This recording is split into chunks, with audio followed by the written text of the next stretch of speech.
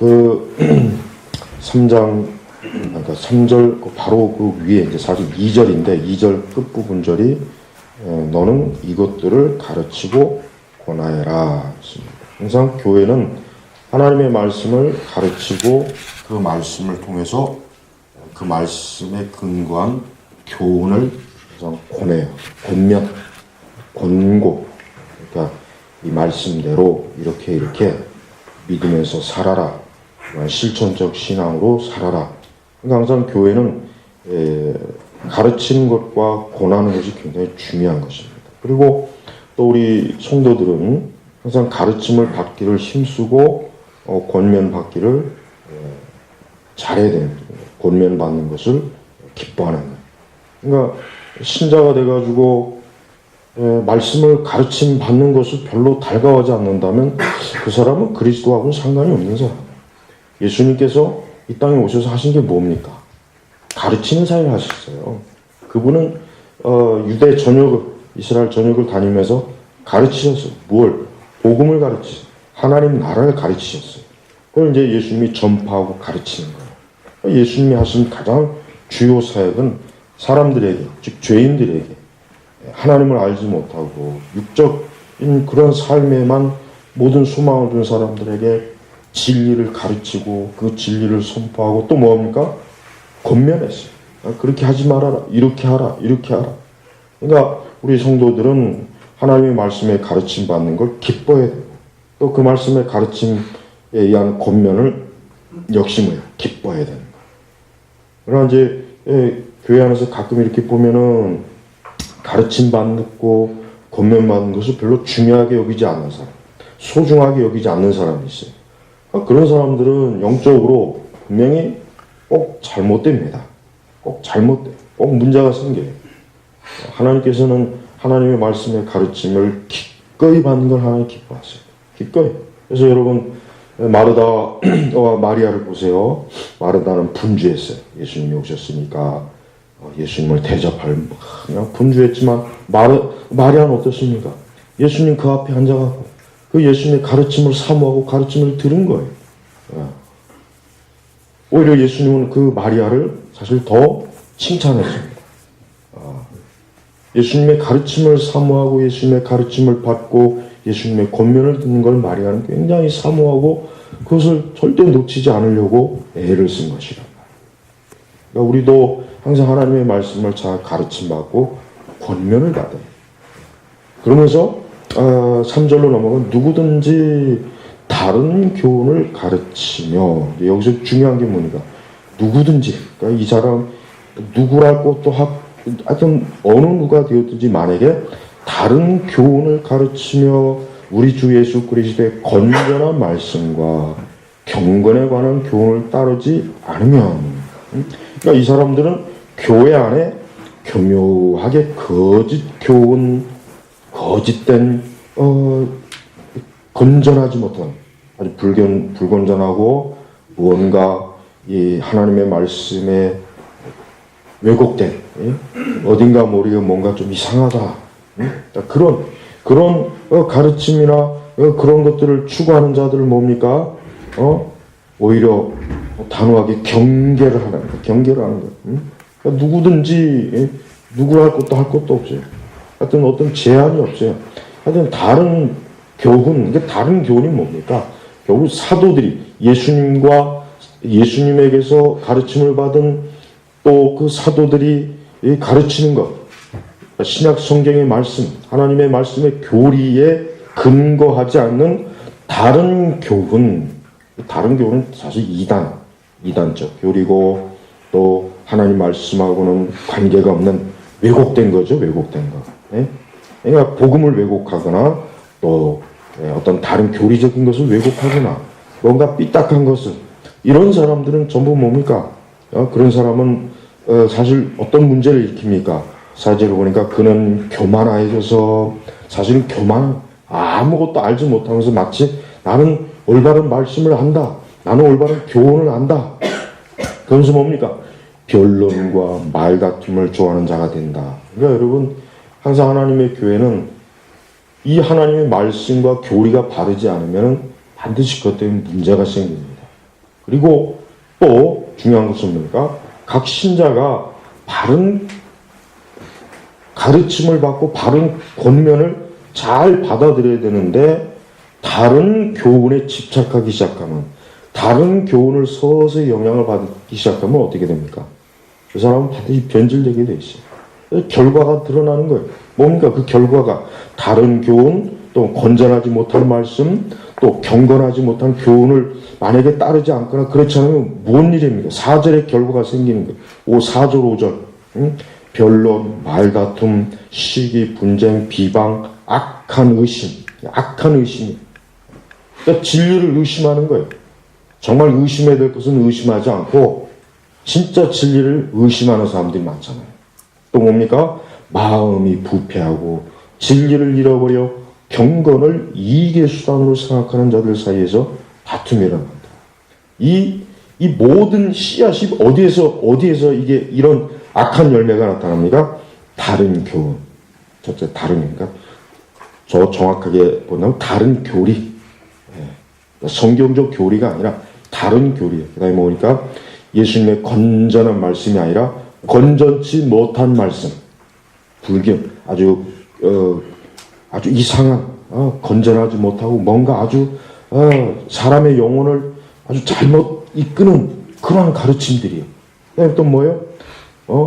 경건하지 않은 것. 경건에 관한 교훈을 따르지 않으면, 그러니까 불경건하는 것을 따른다는 뜻이에요. 그러니까 이 세 가지가 파고들면은 교회에 파고든다든가 아니면 어떤 사람의 심령의 마음속에 파고들기 시작하면 어때요? 그 다음 4절과 5절과 같은 이러한 것들이, 이러한 부패와 싸움과 다툼과 시기와 분쟁과 비병과 또 말다툼, 또 악한 의심, 이런 것들이, 이런 독보석들이 어때요? 그 사람의 심령에서, 아니 또 그 교회에서 자꾸 발생하고 자라나는 열매가 나타나는, 이런 걸 통해서 결국 하나님의 교회가 어떻게 됩니까? 성령의 거룩한 역사보다는 악한 역사, 악한 일들이 많이 일어나고, 하나님의 사랑과 은혜와 이 거룩함과 영광보다는 시기와 비방과 다툼과 싸움과 불리함과 또 이단과 이런 것들이 자꾸 끼어들어가지고 혼란스럽게 만들고 아주 시끄럽게 만들고 평안을 깨치고 하나님의 그 거룩한 은혜를 자꾸 어때요? 사라지게 만들어버려요. 그래서 바울이 경고하는 거예요. 누구든지 다른 교훈을 가르치거나 예수님께서 주신 그 건전한 말씀을 벗어나거나 또 불경건한 것을 만약에 따르면 그는 단호하게 어때요? 반드시 그것을 제거해야 된다는 거예요. 그렇지 않으면은 그 4절과 5절과 같은 그러한 일들에 빠지는 거예요. 그래서 바른 가르침을 잘 받고 그 바른 가르침을 잘 유지하는 것도 사실은 중요해요. 근데 인간의 마음은 그런 것 같아요. 사람의 마음은 항상 보면 영적으로 방황을 잘해요. 방황. 시큰 말씀을 잘 배워놓고 끝에 가서 딴소리를 하거나 엉뚱한 데 빠지거나 엉뚱한 데 호기심을 기울이거나 뭔가 자신의 그 영적인 어떤 부분의 신비로운 무언가에 또 홀딱 빠져갖고 거기에 빠지거나, 그러니까 꼭 그런 사람들이 있어요. 잘 가르침을 받아도 그래요. 받아도 그렇게 받고 듣고 권면을 받아도 어떻게 합니까? 꼭 영적인 방황을 해요. 방황. 그건 왜 그렇습니까? 하나님의 진리를 견고하게 토대로 쌓지 못했기 때문에 무너지는 거예요. 자꾸 무너지는 거예요. 견고하게 쌓지 못하면 자꾸 무너지고, 또 여러분 마귀가 한번 생각해 보세요. 우리가 하나님의 말씀을 바르게 듣고 바른 가르침을 받았다고 해서 이 사람은 이제 건들 수가 없겠구나. 이 사람은 이제 어떻게 유혹이나 미혹도 못하겠구나 해가지고 떠나겠습니까? 그렇지 않아요. 오히려 뭐예요? 오히려 바른 교리와 바른 가르침을 받는 자들에게 더 마귀는 어때요? 많은 역사를, 많은 유혹을 해요. 많은 미혹을 합니다. 그러니까 더욱 그런 것들에 대해서 주의하고 그런 것들에 대해서 바르게 경계하지 못하면은 자기 자신이 어떻게 자칫하면은 그는 교만해져서 교만이 오는 거야. 나는 다 알고 있어. 나는 이제 들을 만큼 들었어. 아유, 나는 이제 뭐 굳이 배울 필요 없어. 뭐 이제까지 내가 다 알았는데 이런 교만한 마음이 들어요. 교만. 선줄로 생각하는 자는 넘어질까 조심하라 그랬잖아요. 그러니까 여러분, 우리 자신을 믿으면 안 돼요. 아, 나는 이제 이만하면 됐다. 나는 이제 더 이상 배울 게 없다.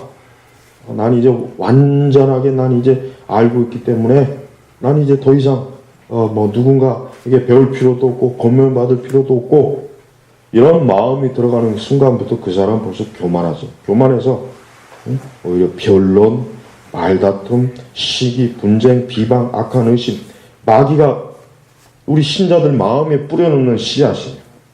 마귀가 바로 교회에 뿌려놓는 씨앗들이에요. 이런 씨앗들이 결국 교회를, 하나님의 귀한 교회를 자꾸 약화시키고 교회를, 평화를 깨뜨리고, 우리 신자들은 또 그릇된 것을 쫓아가서 또 시간과 삶을 낭비하는 이런 일들이 굉장히 많이 있습니다. 그래서 바울은 지금 경계하는 거예요. 그래서 너는 이것들을 가르치고 권하여라. 뭘 가르치고 뭘 권해야 합니까? 3절, 4절, 5절. 이것들을 가르치고 이런 것들을 권하라. 그래서 미리 하나님의 교회를 섬길 때 다른 교훈, 거짓된 교리, 부패하고 불경건한 것들이 만약에 들어오면 그 부분들을 단호하게 끊고 제거하고 버리고 깨끗하게 해라 이거예요. 그래야 하나님의 교회 안에서 이 마귀가 이 더러운 씨앗들을 뿌려놓을 수 없다고 지금 여기서 말하는 것입니다. 그러니까 우리 성도 개개인은 어때? 우리 성도 개개인은 또 우리가 한 해를 다 이제 보내고 또 한 해를 우리가 맞이하는 이 길목에서 우리는 어떻게 됩니까? 우리는 더 우리 자신의 영혼을 온전한 하나님의 사람으로서 우리 자신의 영혼을 잘 가꾸는 사람이 가꿔야 돼. 무엇으로 가꾸고 있습니까? 건전한 말씀, 참된 경건, 또 뭡니까? 하나님의 진리. 이게 다른 교훈이 아닌 참된 교훈. 이게 결국 다른 말로 하면 진리예요. 진리. 이것으로 내 자신이 그리스도 앞에서, 하나님의 교회에서 참된 성도로서 성숙하고 온전한 자로서 쓰기를 힘써야지. 항상 보면은 이 심령이, 그 마음이, 그 영혼이 견고하지 못한 영혼들은 어느새 어떤 이상한 것들을 듣고 거기에 또 빠지는 그런 일들이 꼭 있습니다. 여러분, 그러한 것들이 없을 수는 없어요. 있어요. 왜? 항상 마귀는 역사하니까. 그러나 그러한 일에 빠지는 사람들은 결국 자기 자신의 영혼을 크게 퇴보시키는 것이고 큰 해를 주는 것이다. 그래서 우리는 그러한 일들을 철저하게 멀리 그래서 항상 성도는 경건한 것을 힘써야 돼요. 그리스도인들의 가장 중요한 것은 사실 뭐겠어요? 이미 우리는 이제 구원받은 사람이에요. 우리는 하나님의 자녀예요. 우리는 성령의 인침을 받고 성령이 내주하는 사람들입니다. 그럼 우리가 무엇을 신경 써야 되겠습니까? 경건에 신경 써야 돼요. 경건. 그래서 여러분 6절, 그러나 자족하는 마음이 있으면 경건은 큰 유익이 된다. 우리가 세상에 아무것도 가지고 오지 않았으니 또한 아무것도 가지고 가지 못한다. 우리가 먹을 것과 입을 것이 있으면 그것으로 만족할 것이다. 그러나 부하게 되려는 자들은 유혹과 올무와 여러 가지 어리석고 해로운 욕망에 떨어지니 이런 것들이 사람을 파멸과 멸망에 빠지게 한다. 돈을 사랑하는 것이 모든 악의 뿌리니 어떤 이들은 돈을 사모하다가 믿음에서 떠나 많은 고통으로 자기를 찔렀다. 성도 중에 내가 참 안 좋게 생각하는 게 있어요. 가장 내가 이 교회 안에 있는 교인들 중에서 내가 가장 나쁘게 생각하는 부류가 있어요. 하나님의 교회를 위해서 쓰는 물질을 아까워하는 사람들. 그 사람들은 아주 악한 사람들이에요. 거듭났어도 악한 사람이에요. 어떻게 그리스도의 그 큰 구원을 받은 사람, 하나님의 교회를 위해서 무슨 대단한 걸 하는 것도 아니고 뭐 좀 물질적으로 헌신한 걸 가지고 불평하고 그걸 가지고 자꾸 이러니 저러니 궁시렁궁시렁 떠들고 불평하고 그런 사람들은 아주 악한 사람, 그리스도의 은혜를 모르는 사람, 은혜를 모르는 사람. 어떻게 하나님의 교회에서 어떻게 감히 주님 앞에 어떻게 그거는 마치 주님 앞에다 대고 따지는 거예요. 거기 있는 분들은 절대로 그런 본을 받으면 안 돼요. 그런 사람들은 애초부터 그리스도의 은혜를 모르니까 사실 그런 거죠. 절대로 하나님의 교회를 위해서 뭘 하는 일에 아까워하거나 그것을 계산을 하고 그런 사람들은 교회 오래 못 있어요. 교회 떠납니다. 그러니까 그렇게 어떻게 교회 생활하고 신앙생활을 하면서 어떻게 하나님의 사랑이 어쩌고 저쩌고 떠듭니까? 그건 말이 안 되는 거예요, 그건. 그런 사람은 하나님의 사랑이라고 하는 그걸 입에 담을 자격이 없어요, 자격. 은혜도 모르는 사람이 무슨 하나님의 사랑은 그렇게 갈급해. 하나님이 주신 그 은혜를 모르면서 무슨 사랑을 그렇게 갈급하고 사랑이 어쩌니 저쩌니 떠들어대요. 그런 사람은 교회에 오래 있지 않습니다. 떠납니다. 그러니까 여기서도 보십시오. 돈을 사랑하신 모든 악의 뿌리에 어떤 이들은 돈을 사모하다 믿음에서 떠납니다. 얼마나 돈을 사랑하는 것이 무섭게 이게 사람을 쥐어짜냐. 믿음에서 떠나요. 믿음에서 떠나. 많은 고통으로 자기를 찔렀다. 그러니까 하나님의 교회에서 절대로 인색하면 안 돼요. 무슨 하나님의 교회다. 무슨 집을 다 바쳐라. 그러진 않잖아요. 근데 옛날엔 그랬습니다. 제가 어릴 때 그 교회 부흥사들이 부흥에 오면은 그렇게 설교해요. 그런 설교를 해도 문제가 없었어요. 그 시대. 오히려 정말 그렇게 못하는 걸 안타까워했지. 지금 만약에 교회에서 그런 식으로 설교하면 아마 다 나갈 겁니다. 이게 벌써 틀려요, 틀려. 이게 틀리다는 거예요, 이게. 진짜 옛날 성도들은 그랬어요. 그렇게 가면서 교회를 섬기고 교회를 세웠어요, 옛날에 성도들은. 근데 지금은 그렇지 않잖아요. 지금 그런 설교하는 목회자도 없고, 그렇게 했다가는 그냥 난리 나죠, 난리. 그러나 한 가지 명심할 것은 뭡니까? 주님보다 돈을 더 사랑하는 건 그건 안 돼요. 예수님보다 돈을 더 사랑한다는 것은 그건 아주 나쁜 거예요. 그건 부패한 거예요. 그건 썩은 거예요. 썩은 거.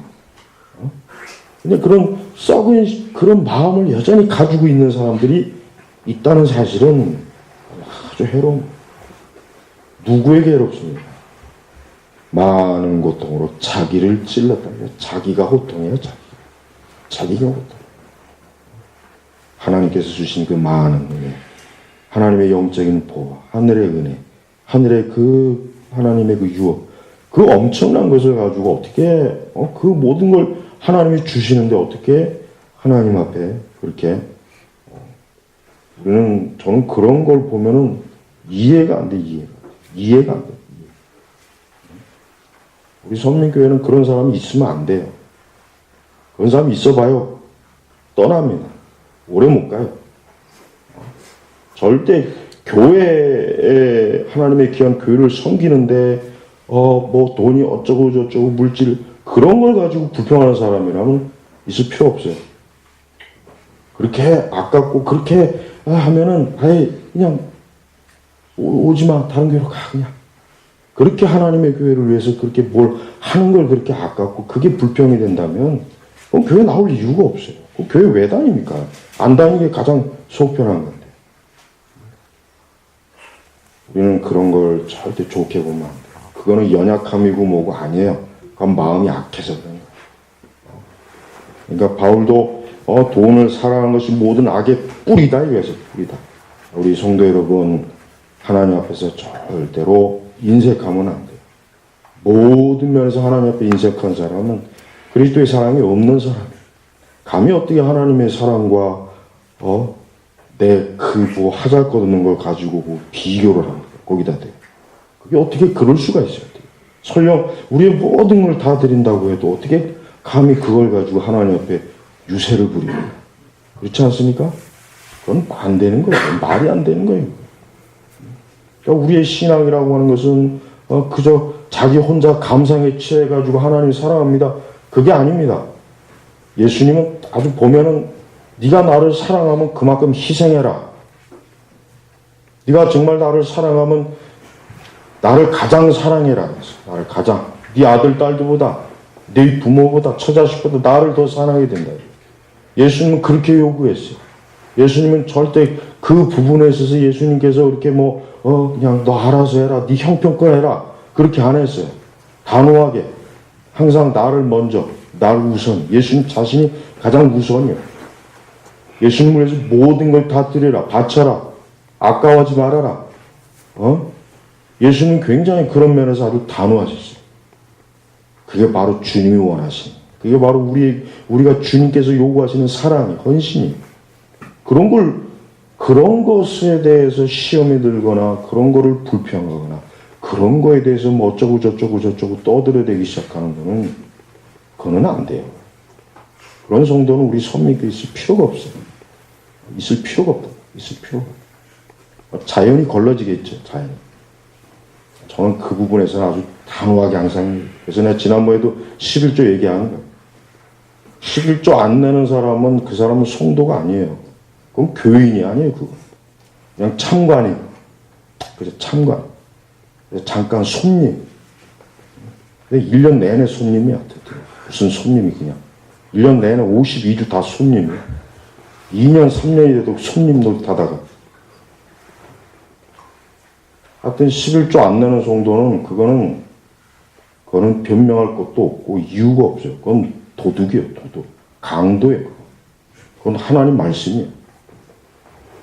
그러니까 그런데 시험에 빠지면은 그러면 신앙생활 하지 마. 교회 다니지 마. 하나님의 사람 찾지 마.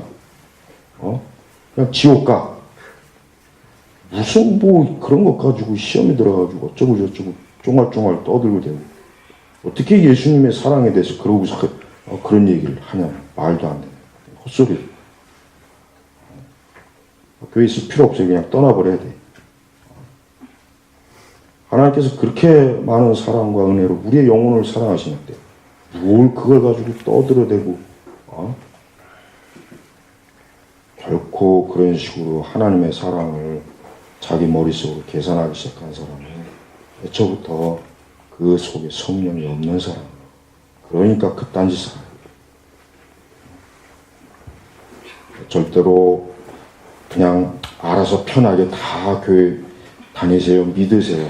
이건 안 됩니다. 그렇게 해서 설령교회를 다닌다 해도 그 사람은 참된 믿음이 없기 때문에 어차피 지옥 갑니다. 어차피 심판받아요. 그러니까 애초부터 교회 안에 성도가 들어왔으면 이 사람이 참된 성도가 되느냐 안 되느냐를 가지고 결판을 해야지 그 사람을 붙잡으려고 그 사람 마음에 그런 할 필요가 없어요. 우리 선민교회는 애초부터 그렇게 해왔고 앞으로도 그럴 거예요. 앞으로도 그럴 겁니다.